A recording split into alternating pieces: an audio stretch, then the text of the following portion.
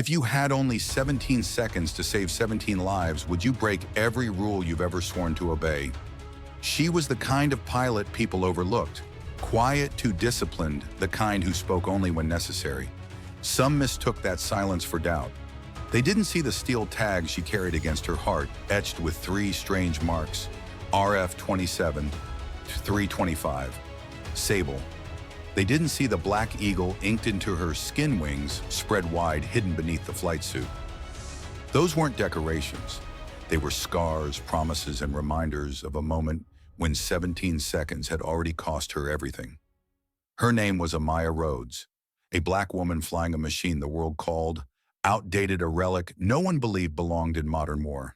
They said the A-10 was ugly, slow, vulnerable. But in her hands, it was something else entirely, a storm waiting to break. Ahead lay Cataract Gap, a canyon no aircraft was supposed to survive. Inside, 17 men were already saying goodbye. Their final message crackled across the radio: "If you hear this, tell our families we fought." Command had turned away. No pilot had volunteered. The sky above was marked impossible. But Amaya didn't ask permission. She didn't wait for backup. Her engines thundered to life, rattling the ground. The crews froze mid-step, watching as she taxied into the fading light. Because when she took the sky, everyone knew something was about to change. They didn't know that this flight, the one no one believed possible, would rewrite history. At Fort Sable Air Station, the mornings always began the same: boots on gravel, the rumble of generators, and the steady hum of aircraft warming on the line. For most pilots, those sounds were background noise. For Major Amaya Rhodes, they were music measured, precise, carrying secrets only she seemed to hear. She would walk the flight line without a word, running her gloved hand along rivets and panels, pausing to feel the faint vibration in the skin of the A-10 she trusted more than people. To the crews, she looked almost detached. To Amaya, it was communion. Inside the briefing rooms, her silence worked against her. Other officers spoke loud, filling the air with strategies, maps, and confident voices. Amaya sat near the back, shoulders squared, eyes steady on the terrain displays. She didn't interrupt. She didn't argue. But she also didn't smile, and in the military, silence is often mistaken for arrogance or doubt. The words floated around her more than once: Stormcaller doesn't play well with others. Her call sign was both a brand and a burden. She'd earned it years ago in a training exercise where she guided 2 aircraft out of a collapsing storm cell, while half the squadron turned back. The crews remembered. The brass preferred to forget. No one wants Stormcaller in their paperwork, one commander had muttered, meaning her skill was undeniable. But her presence was inconvenient. She wasn't political. She wasn't smooth.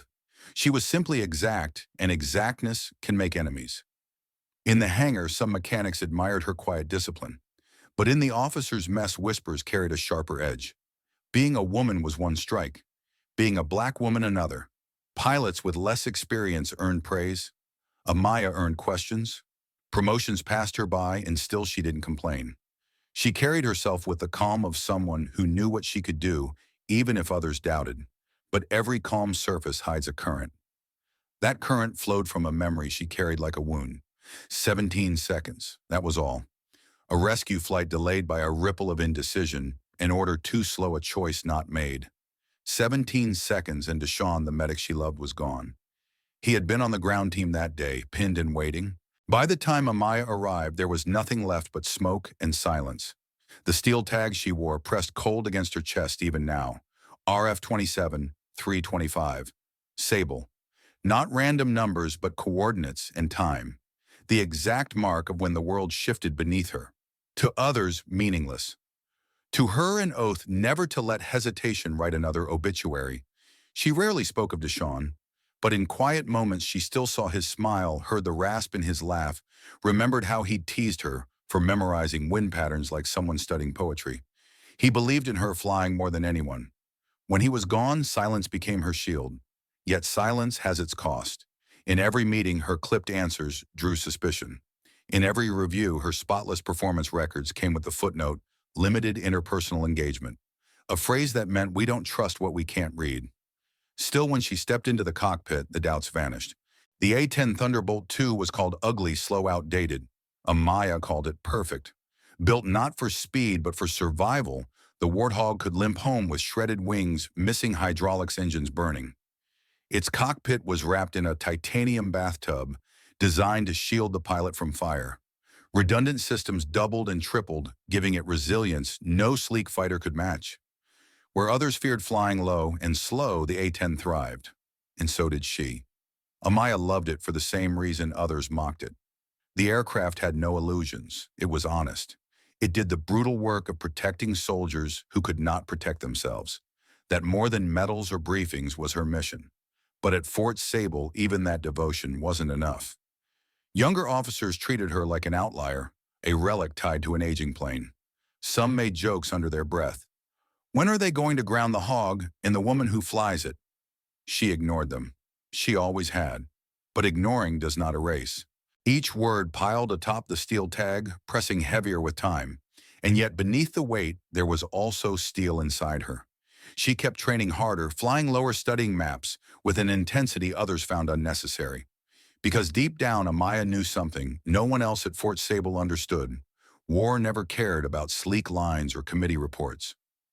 War cared about who showed up when everyone else had written the fight off. That truth would soon be tested, for beyond the daily rhythms of Fort Sable, beyond the politics and the whispers, a call was about to rise. Not just any call, but one from the same canyon that had taken Deshawn. A place pilots called impossible, a place command had marked in red. And as the first broken words crackled across the radio, Amaya felt the cold steel tag against her chest, as if it had been waiting for this moment. Then came the message, jagged through static, 17 lives. Surrounded. No way out. Then a distress call rises from the very canyon that stole her past. The first fragments of the message arrived like ghosts, half words, heavy breaths swallowed by static. Pinned down, 17 lives. Surrounded. No way out. The room fell quiet, every head turning toward the ops console. Cataract Gap. The name alone carried weight. Pilots called it a coffin canyon, narrow, twisting, layered with sudden winds and jagged ridges. To ground troops, it was worse once inside. You weren't coming out unless the sky itself bent in your favor. The SEAL Team Gray 6 had gone in under moonlight to track an arms convoy. Now they were trapped enemy fighters tightening above them like a noose. The terrain made even satellites useless black rock, and shifting thermals swallowed signals whole. Drones sent in earlier had lost contact in seconds, swallowed by the blindfolds of the gorge. Helicopters were worse. A Black Hawk would have to hover too high, too slow, an easy mark for heat-seeking launchers already rumored in those hills. The analysts at Fort Sable exchanged helpless glances. On the screens, the maps glowed with red-marked sectors, areas commanders had stamped no fly. A colonel muttered what everyone knew: they're gone. Nothing survives in that trench. In the back of the room, Amaya Rhodes said nothing. She didn't look at the maps, didn't join the chorus of hopeless voices. Her eyes dropped to the steel tag resting beneath her flight suit. The edges pressed sharp against her chest as her fingers traced the etched code, RF-27-325. Sable. The memory surged unbidden the night Deshawn's voice faded over a broken radio, 17 seconds too late. By the time she had cleared the airspace and rushed in, he was gone. The canyon had taken him too, though under a different name. Her pulse quickened, but not with fear, with memory, with the weight of a promise she'd never spoken aloud, never again, never another delay. Across the table, officers listed options that weren't options at all. Wait until nightfall. Try a ground convoy. Hope the SEALs could hold. Words dressed up as strategy meant to cover the truth that nothing could reach Gray 6 in time. But Amaya knew better. There was one way into Cataract Gap. Not over it, not around it. Through it. Down in the folds of rock, skimming treetops and hugging shadows flying lower than radar could follow. Pilots called it nap of the earth. It was as old as combat aviation itself, using valleys and terrain like a cloak staying beneath the enemy's line of sight. Risk multiplied with every foot you dropped, but the earth itself became your shield. Others called it reckless. To Amaya, it was survival. It was the only reason her A-10 still existed in a world of stealth jets and satellites. The Warthog could fly low, fly slow, and take a beating that would rip apart sleeker machines. Her hand clenched into a fist around the tag. RF-27, 325, Sable. The coordinates of her grief and maybe now the map back toward redemption. She lifted her head. On the monitors, the green glow still flickered uselessly, the canyon a blank to every eye in the room. Somewhere inside, 17 lives were counting down. She could almost hear Deshawn's voice in the static, the echo of his last words, "Don't wait, Ma. Every second matters." 17 seconds. 17 men. One canyon. One choice. Will she repeat the same 17-second mistake? The briefing room turned heavy like the air before a storm. Maps glowed green across the wall, and the murmurs had died into a silence that felt final. Everyone seemed to accept Cataract Gap was a grave. Everyone except the one woman who refused to take her eyes off it. Amaya Rhodes sat still, her jaw locked.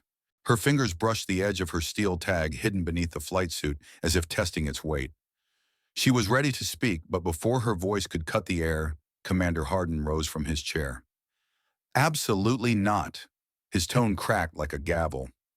"We're not sending an aircraft into that canyon." Heads nodded around him. His voice carried the finality of rank of someone used to shutting doors. Hardin stabbed a finger at the glowing ridges on the map. "Thermals, crosswinds, zero line of sight. Even drones can't hold connection in there. An A-10 would be blind before it even passed the first bend. And Major Rhodes, he let her name hang in the air. You of all people should know better." The words slid like a blade. He didn't have to explain. Everyone knew the report that still clung to her record disciplinary violation, they had called it. Years ago, Amaya had defied a holding order to push into contested airspace and protect a pinned-down squad. She had saved them, but in the ledger of command, the line read failure to follow procedure. In Hardin's eyes, it didn't matter that lives were spared. What mattered was that she'd chosen instinct over order. "I won't greenlight another stunt." Hardin set his gaze sharp, his tone colder now. "Not on my watch. Not when you've already shown what happens when you ignore protocol." A hush rolled through the room. A few officers shifted uncomfortably. Others allowed themselves the faintest smirk as if her reputation had just been confirmed. From the side, a younger officer muttered low, but clear enough to be heard. "If we had someone else, we'd have a chance. But Stormcaller. She'll turn the canyon into a tomb." The words cut deeper than Hardin's. Not because of their logic, but because of what they carried. Not someone else. Someone else meant someone not like her. Someone not a black woman, not quiet, not scarred by the past. Bias dressed in military cadence. Amaya didn't bite. She didn't defend. She simply went still, her silence harder than stone. She rose slowly from her chair, eyes never leaving the map, but her body angled toward the door. For an instant, she seemed ready to leave it all behind, the canyon, the voices, even the promise etched into steel. She could feel the familiar ache in her chest, the pressure of the 17 seconds she had already failed once. The past whispered, "You hesitated and Deshawn paid the price. Do it again and you'll lose more." Hardin's judgment, the officer's sneer, the weight of old grief, they pressed on her shoulders like gravity itself. Her boots clicked once against the floor, the sound sharp in the quiet. A part of her wanted to escape the room before her face betrayed the conflict inside. Every step toward the door felt like surrender. Perhaps Hardin was right. Perhaps the system wasn't built for pilots like her. Perhaps silence was safer than another scar. But her hand brushed the steel tag again. Cold, unyielding. She remembered Deshawn's last words through static. "Don't wait, Ma. Every second matters." Amaya closed her eyes for a breath. The room buzzed faintly with the whir of machines, the soft cough of an analyst trying to hide tension. And then a voice unexpected broke the silence. A voice she didn't expect will turn her heart. The air in the operations tent was thick with finality, the kind that leaves no room for hope. Amaya's boots had barely carried her 3 steps toward the door when the comms console crackled. The operator frowned, adjusted a dial, and then a voice, gravelly yet calm, filled the silence. "Hardin," it said, "patch me through to Stormcaller." The room stiffened. Everyone knew that voice. Retired Colonel Marcus Bell, combat legend tactician, and the kind of leader whose words carried the weight of entire campaigns. He hadn't set foot in Fort Sable in years, but his name still lived on briefing slides and case studies. Colonel Hardin began, irritation leaking into his tone. "This is an active operation. You're retired." Bell ignored him. Amaya, he said the syllables steady. I hear they're writing off 17 lives. Her throat tightened, but she said nothing. Listen to me, Bell continued. Law exists to protect people. But sometimes, Amaya, sometimes it's people who must protect the law. Protocol isn't scripture, it's scaffolding. And when the scaffolding cracks, someone has to climb higher, even if they fall. You know that. The words pierced the silence she had wrapped around herself. They were not orders, they were reminders. Hardin's jaw set. This is insubordination, Colonel. Bell's chuckle was low without humor. You've mistaken insubordination for courage your whole career, Hardin. Let her speak for herself. Amaya turned slowly back toward the map. Her silence remained, but inside something shifted. Before she could answer, movement drew her eye. Elena Price, her crew chief, stepped from the shadowed corner of the tent. Grease still streaked her coveralls, her hair tied back in the practical knot of someone who lived in hangars, not offices. She held something small in her hand.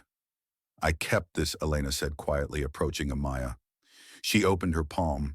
Resting there was a patch-worn and frayed black thread on gray canvas. A storm cloud stitched with lightning bolts. The words Stormcaller faint beneath the wear. Amaya blinked. You remembered Kunor Ridge. Elena's voice trembled. We all did. You flew 3 birds out of a blizzard when the rest of us thought we'd be scraping wreckage. You don't know what that meant for the crews watching from the ground. You gave us hope we'd see our people again. She pressed the patch into Amaya's hand. Don't let them convince you otherwise. Not now. The patch felt heavier than its cloth. It was proof not of perfection, but of survival. A reminder that storms could be navigated even when every manual said otherwise. Still, Amaya's breath came shallow. 17 seconds. 17 men. Was she prepared to gamble it all again? A voice broke in from the secondary comms channel, urgent and raw. This is Captain Torres Chinook, flight lead. Do you read? Hardin snapped. This is command. State your traffic. But Torres didn't wait. I need Stormcaller on this net. Amaya stepped closer, keyed the mic. Go ahead. Gray 6's transmission came through us first. Torres said, his voice low, but tight with urgency. One of them was Deshawn's godson. You knew Deshawn, didn't you? The name hit her like a round to the chest. Torres pressed on. He used to talk about you. Said you flew like the wind itself. That if anyone could watch his back, it'd be you. Well, his godson's down there now.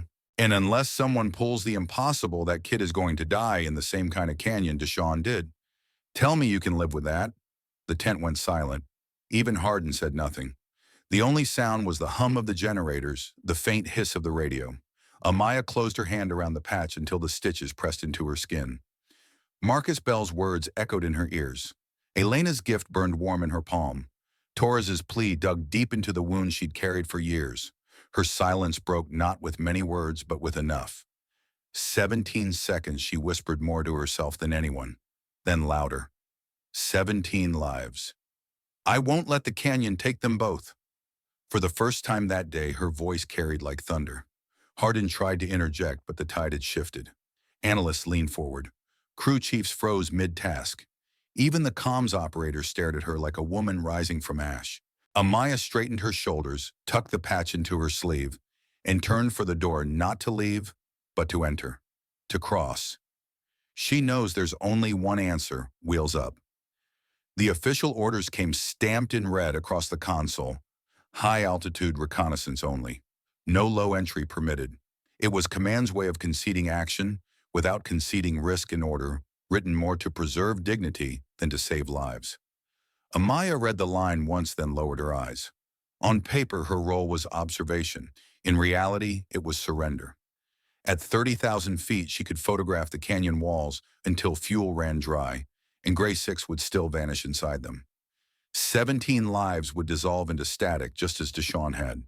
She stepped onto the tarmac, the evening wind pressing against her flight suit, the patch Elena had given her, warm on her arm. The ground crews paused when they saw her coming. They had heard Hardin's refusal, the whispers in the tent. Now, seeing her stride toward the A-10, their expressions shifted, half disbelief, half awe. Nobody stopped her. Nobody dared. Climbing the ladder into the cockpit felt like crossing into another world. The steel canopy sealed overhead, muting the clamor of the base. Inside, the controls weren't just instruments, they were memory muscle instinct. She flicked each switch with the care of someone tracing old scars. The engines growled awake, a sound dismissed by outsiders as ugly, but to her it was a heartbeat.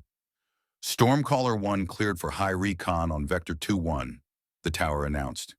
The words echoed with finality. She eased the throttle forward.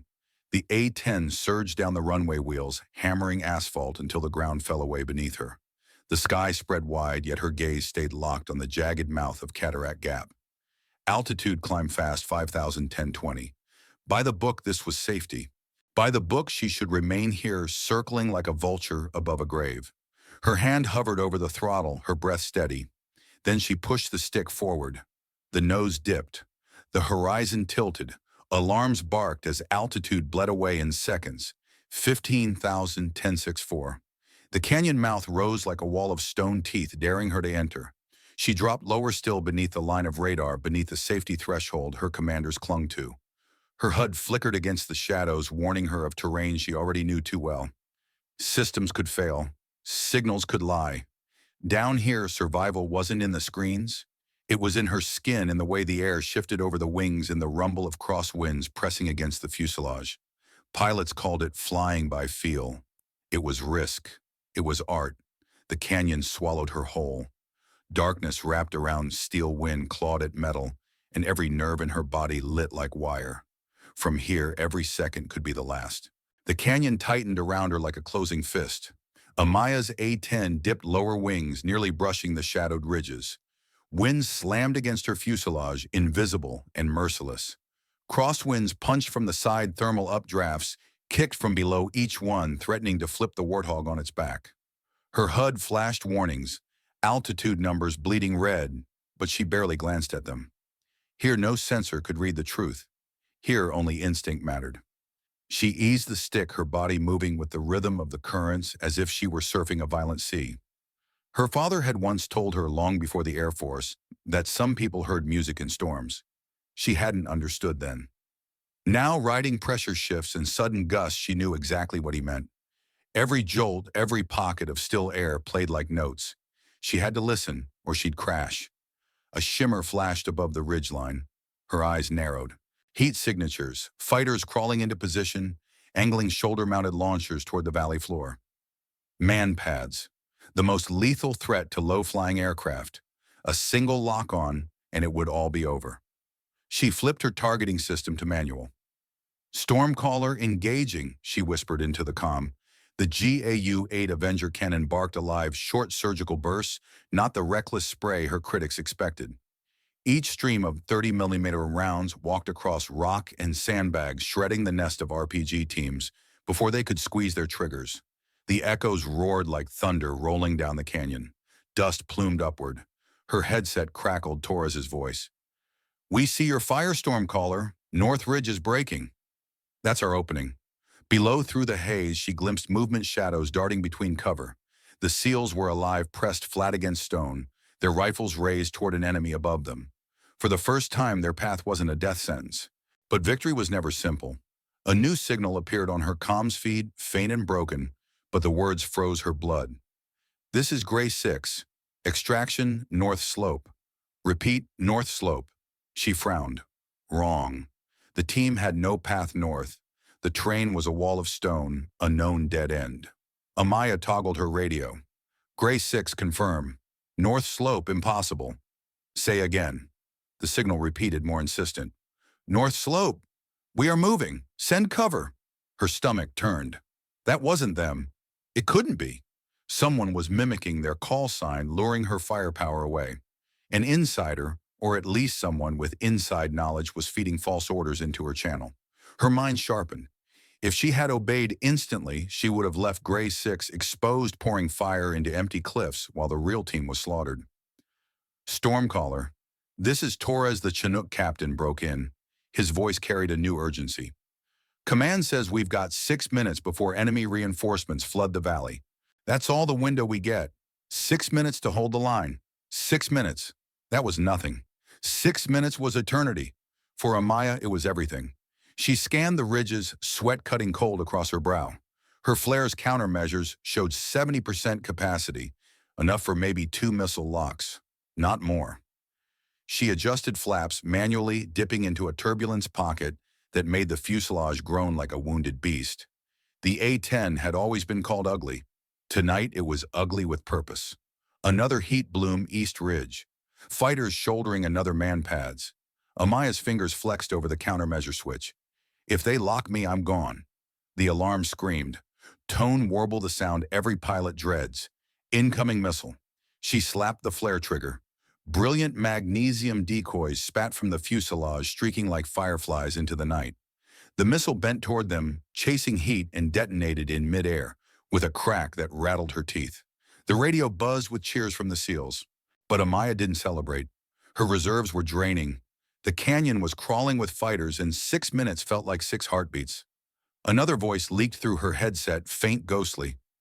Stormcaller, 17 seconds. Too late. Her pulse spiked. Deshawn. No, just the echo of memory, the trick of stress and static.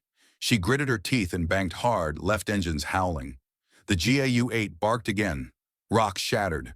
Enemy silhouettes fell. The SEALs below surged forward, taking ground they had no right to own. Still, the fake transmission gnawed at her. Someone had access, someone inside their own net. This wasn't just enemy firepower. This was betrayal wrapped in friendly codes. Her jaw tightened. She couldn't stop to find the traitor now. She could only buy 6 minutes of sky with her own blood and steel. Who inside the system is selling them out?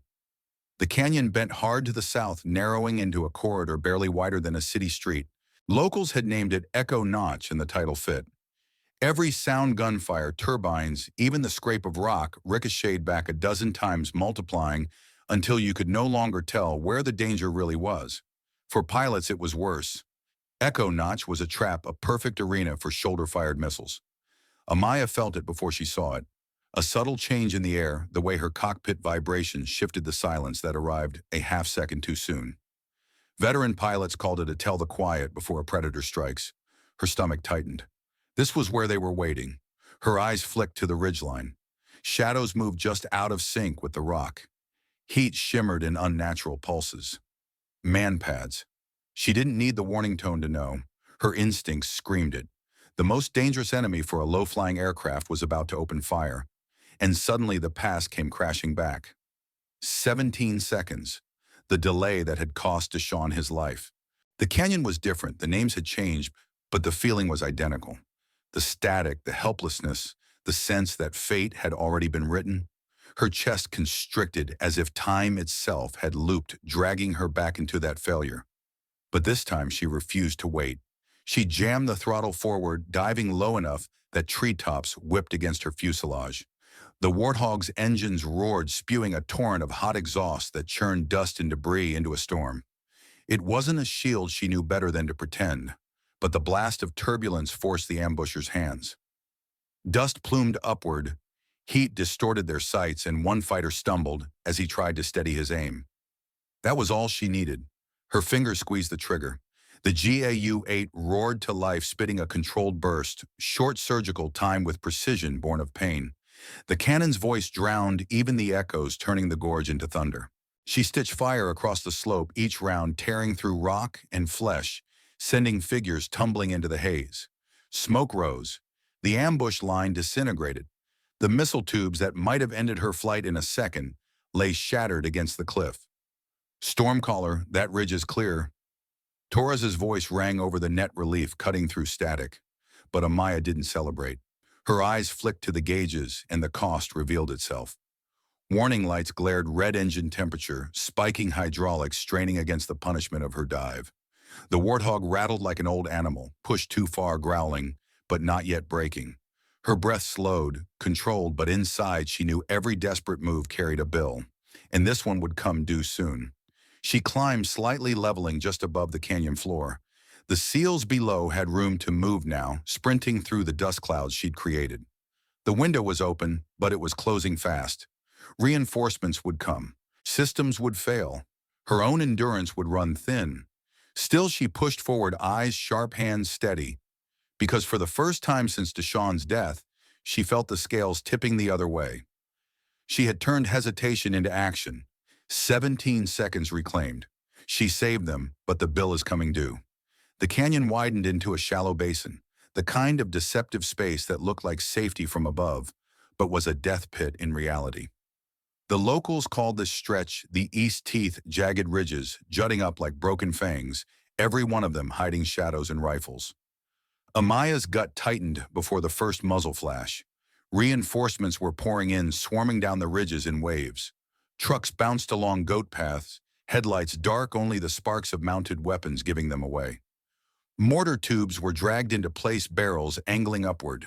The canyon floor, once a battleground, was transforming into a firing range with her and the SEALs at the center.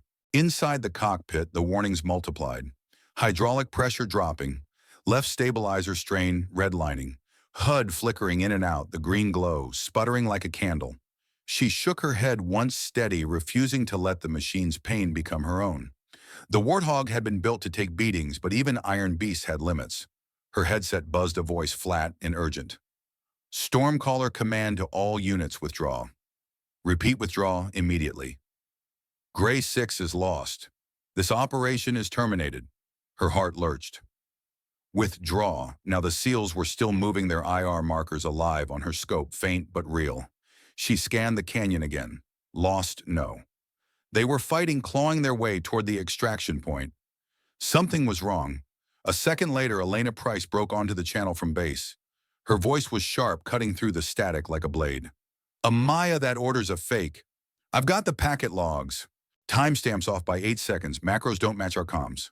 The breath Amaya hadn't realized she was holding released in a growl. An insider. Someone was trying to pull her out to seal the SEAL's fate. Copy, Amaya replied. Holding position. She banked hard left as tracer fire stitched the air where she'd been. The Warthog groaned, its frame rattling under the sudden strain. For a moment, her HUD dyed completely black glass, reflecting only her own determined face. Stormcaller. They're setting up a heavy tube East Ridge, Torres shouted over the net. We'll never make the LZ unless you cut them off. Amaya's eyes narrowed. Her flares were down to 40%. Fuel was bleeding fast.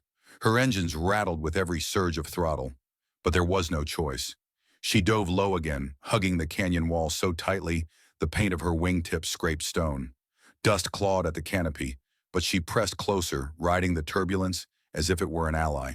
She climbed just enough to see the ridge, enemy teams heaving an RPG launcher into place, aimed square at Torres's Chinook, thundering in the distance. The missile streaked out a tongue of fire, leaping across the dusk. Amaya's mind split time. 17 seconds. That was all. 17 seconds to decide, obey orders, and let the Chinook die or dive into the fire, and maybe not climb out again. She didn't hesitate. Hold on, she muttered to the Warthog, pushing the stick forward until gravity and fire slammed against her chest. The canyon blurred. She knifed between the RPG's arc and Torres's bird, the missile whipping past her fuselage, pulled off its line by her sudden movement and the wash of her engines. It detonated off-axis, a fireball shredding harmlessly into open air.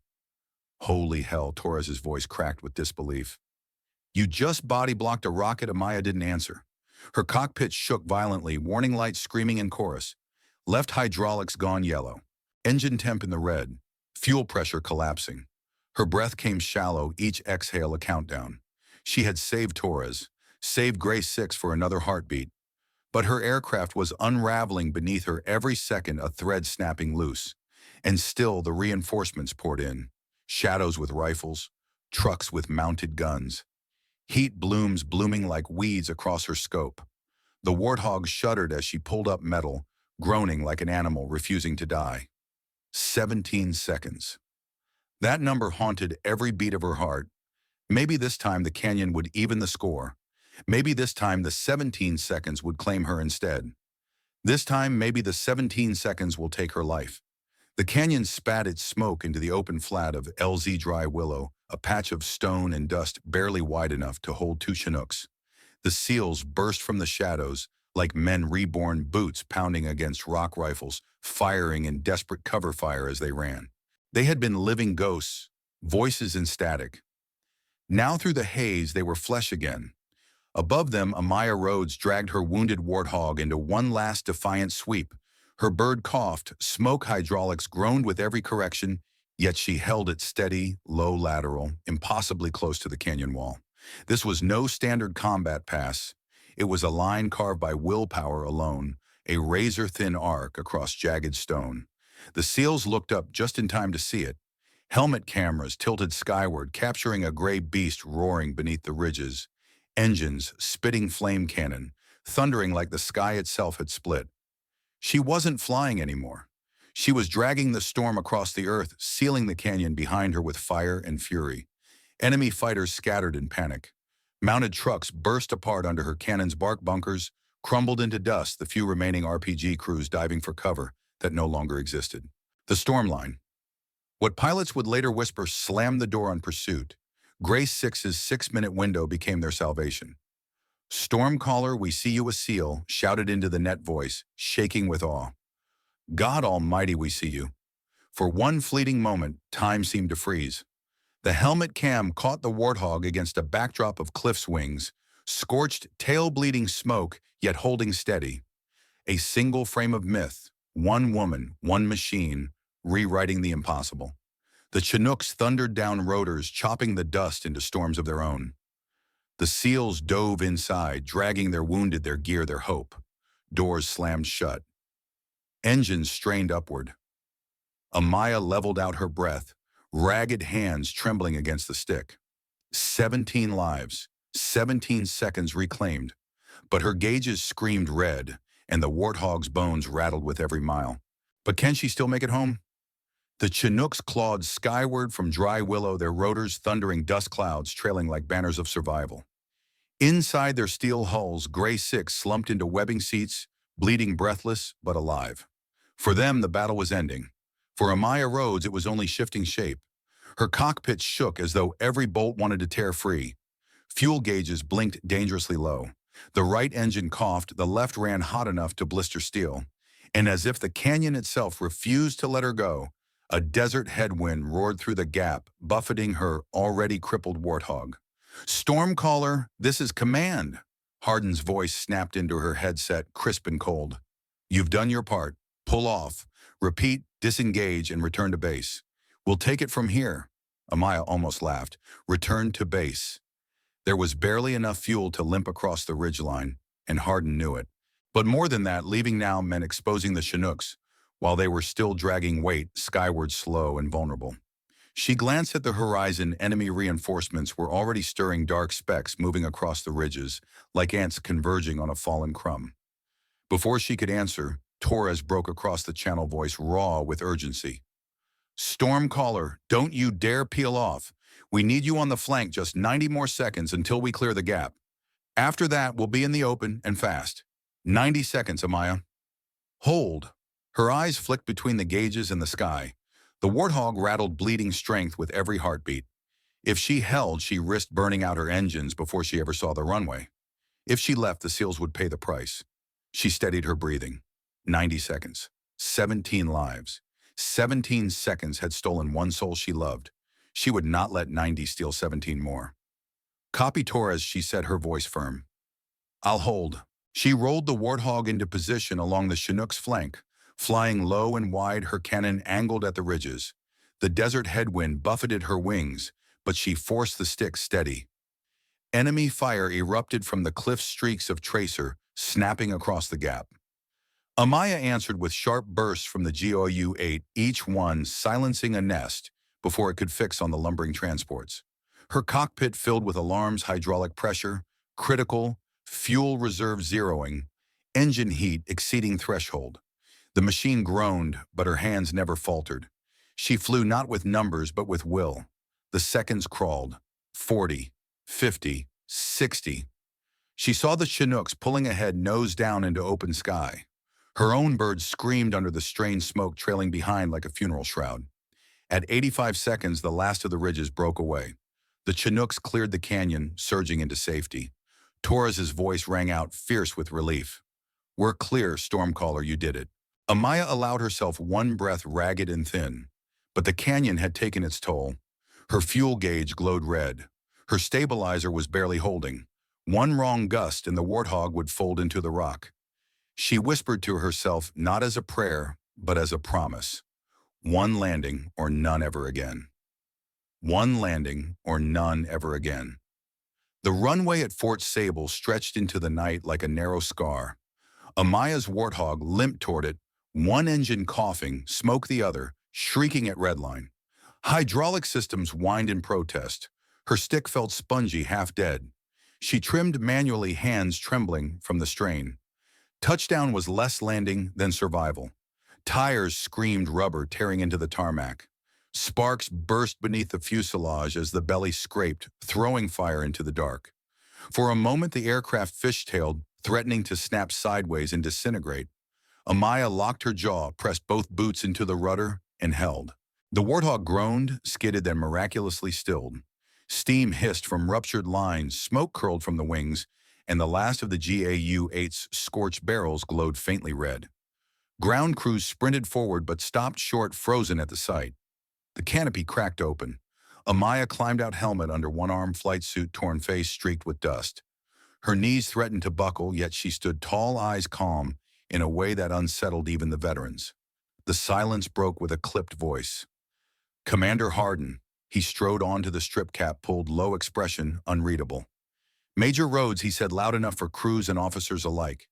You disobeyed direct orders. You endangered a strategic asset, and you risk this installation's credibility. Disciplinary proceedings will be filed. The words hit like gunfire in the quiet. A murmur rippled through the crew. Some lowered their eyes. Others clenched fists. Amaya didn't flinch. She had expected nothing less. She handed over her helmet and waited for the gavel to fall. But another voice cut in, sharp, female, defiant. Elena Price. Not so fast, the crew chief said, stepping forward with a datapad clutched in her oil-stained hands. Before you bury her, you might want to explain this. She tapped the screen. A projection flickered across a portable holo display, comms logs, time-stamped packets of data. These are the withdrawal orders Major Rhodes received, Elena said, her voice steady. Look at the anomalies. Macro signatures don't match Sable's system. Timestamps are 8 seconds off standard sync. Someone spoofed the command net. The room tightened. Hardin's eyes narrowed. Who? Elena's finger stabbed the screen. Reeves. Civilian contractor logistics section. He had access to comms routing. He leaked LZ coordinates. And he tried to shut her down mid-flight. Gasps rippled through the gathered crews. Faces turned toward the logistics annex across the field. A pair of MPs moved instantly, sprinting toward the shadows. Amaya felt no triumph, only the cold confirmation that betrayal had come from within. Torres's voice rose, then carried over a squad comm still open to the net. He had landed his Chinook moments earlier, and his words came with the force of someone who'd seen death a breath away. No one lives without Stormcaller, Torres said, his tone leaving no room for debate. Gray 6, the crew's my bird, every one of us is breathing, because she broke your so-called rules. One by one, the SEALs stepped forward from the Chinook Bay. Their faces were bandaged, soot-streaked eyes sunken from exhaustion. Yet each of them saluted Amaya, sharp and deliberate. One spoke for them all. If she hadn't flown, we'd be ghosts. That's the truth. The weight shifted. Hardin's posture faltered. He glanced at Amaya again, but his voice had lost its bite. I see, he said slowly.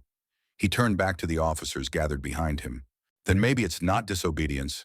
Maybe it's doctrine we need to change. A murmur of disbelief spread, then silence.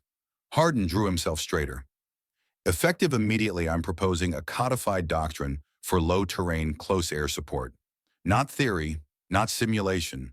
Protocol, the Stormline.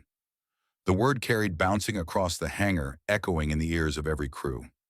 The impossible maneuver, the path carved beneath cliffs and fire, would now be studied, trained, carried forward.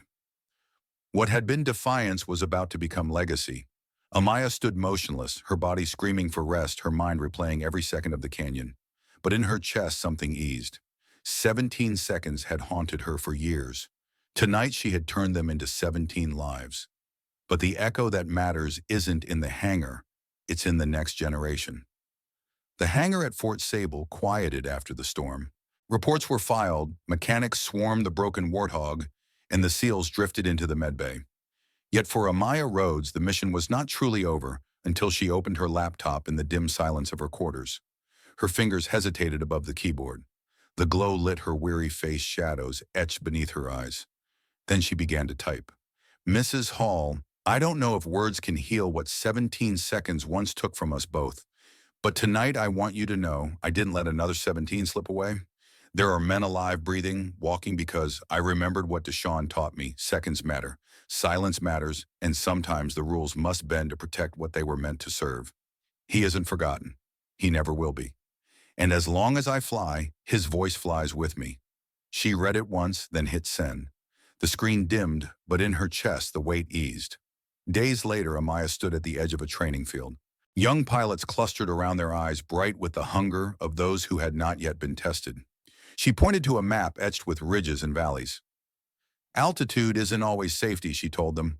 Sometimes altitude is just distance. Don't confuse the two. Low and slow, if you know your craft, can save more lives than speed ever will. But only if you respect the risk. The cadets scribbled notes. One raised a hand. Ma'am, what do you call the maneuver you flew at Cataract Gap?